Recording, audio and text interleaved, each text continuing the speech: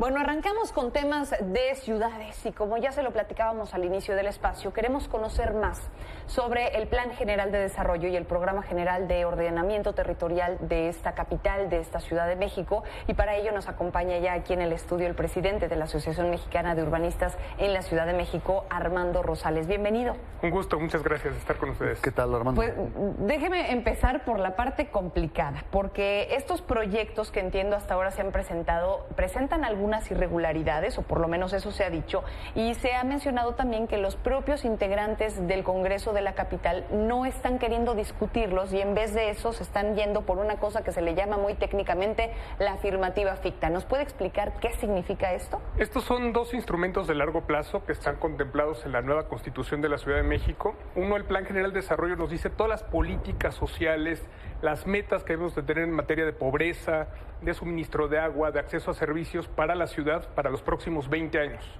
Son instrumentos de planeación de largo plazo. Entonces, todas las políticas de los nuevos gobiernos que lleguen van a depender de las metas que se establezcan en ese plan. Incluso la aprobación del presupuesto depende de las metas que se establezcan en el Plan General de Desarrollo.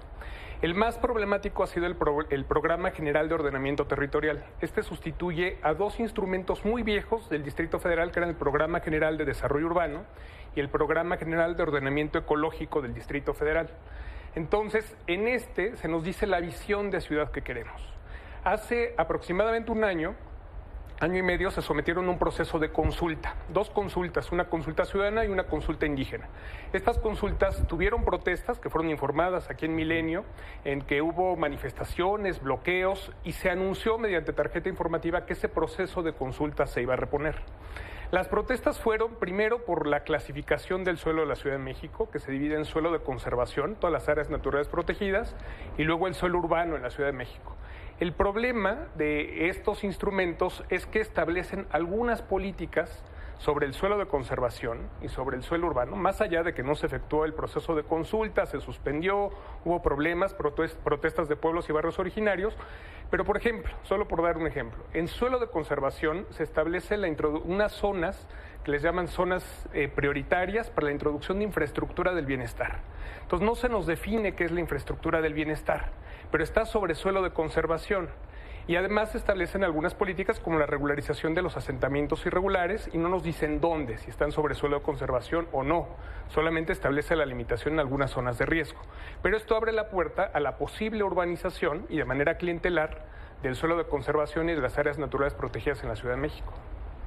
Y que es una de las principales preocupaciones de los opositores, que nos quedemos propiamente sin reserva natural y pues las recargas del acuífero, la vida, la sustentabilidad de la ciudad depende precisamente de este suelo que podría verse amenazado. Exactamente, y es un plan que va a estar en vigencia por los próximos 15 años. O sea, las acciones que se tomen, las alcaldías tendrán que elaborar sus nuevos programas de ordenamiento territorial que sustituyen a los viejos programas de desarrollo urbano, en los que hablamos de densidades de edificios, intensidad de las construcciones, número de niveles que puede tener un edificio en una avenida o no, dependiendo de una determinada colonia o no, las políticas de vivienda, las políticas de conservación en el sur de la ciudad, sobre todo en la zona de recarga del acuífero, dependen de este Programa General de Ordenamiento Territorial. Entonces, es un programa con muchas deficiencias técnicas, con problemas en su proceso de consulta, y la Constitución, el problema es que establecía que el Congreso tenía, a partir de que lo envía el gobierno de la ciudad al Congreso de la Ciudad de México, 6 meses para haberlo discutido y para haberlo dictaminado, ya sea en sentido positivo o en sentido negativo. ¿Qué pasó? En esos 6 meses no se discutió, no se reunieron las comisiones que necesitaban dictaminar ese programa. El lunes estaban convocadas las Comisiones Unidas del Congreso de la Ciudad para dictaminar el programa y que fuera al Pleno, y en ese proceso no se presentaron la mayoría de los diputados y el grupo mayoritario. Entonces, y si no se presentan, queda aprobado de facto. La Constitución abre la puerta a que si en 6 meses de que se presentó no se discute, ese plazo fatal es el día viernes, queda en automático como aprobado. Y eso pues es grave porque el Parlamento, el Congreso de la Ciudad de México no cumplió con su responsabilidad de haberlo dictaminado, y ya sea o de haber subsanado todos los errores técnicos que tenía o de haberlo rechazado y de haberlo dictaminado en sentido negativo, y no lo hizo. Y entiendo que el problema arranca desde el hecho de que se tuvo que haber preguntado a los ciudadanos exactamente cuáles eran sus preocupaciones, que por ejemplo el propio Martí Batres menciona que sí se están tomando en cuenta los requerimientos ciudadanos, pero luego la propia Nacheli Ruiz del Instituto de Geografía de la UNAM lo que dice es no, había una consulta prometida y no fue así como se llevó a cabo.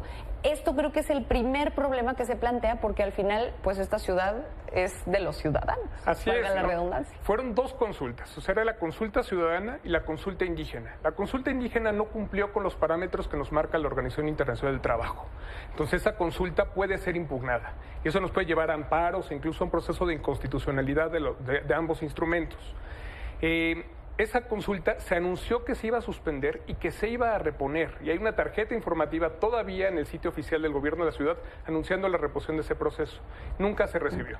Luego solamente participaron en la consulta que valida el gobierno de la ciudad 14,000 personas, de una ciudad de más de 9 millones de habitantes. Y tan solo pueblos y barrios originarios enviaron más de 25,000 firmas en contra del programa de ordenamiento territorial. Entonces, digamos, hay mayores opiniones en contra que las recibidas en un supuesto proceso de consulta que se había anunciado que se repondría y que no se repuso.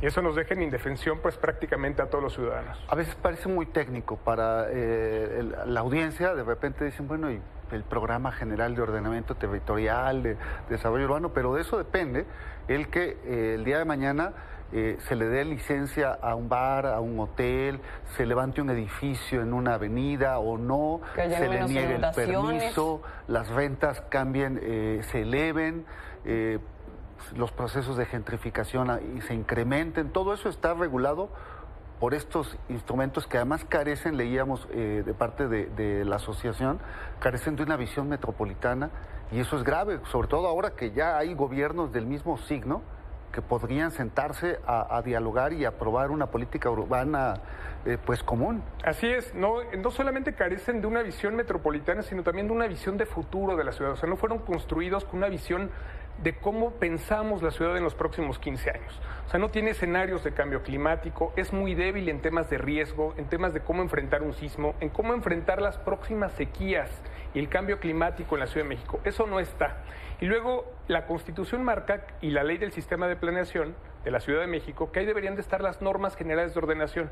El auditor nos va a preguntar, ¿y qué son esas normas generales de ordenación? Sí. Bueno, nos dice las alturas de los entrepisos de los edificios, los números de niveles. Sí. Dependiendo de la altura de un edificio, las restricciones que debes de tener con tus vecinos, qué tan alto lo debes de construir, en dónde sí, en dónde no, dónde haber zonas de bares, zonas turísticas, zonas que no.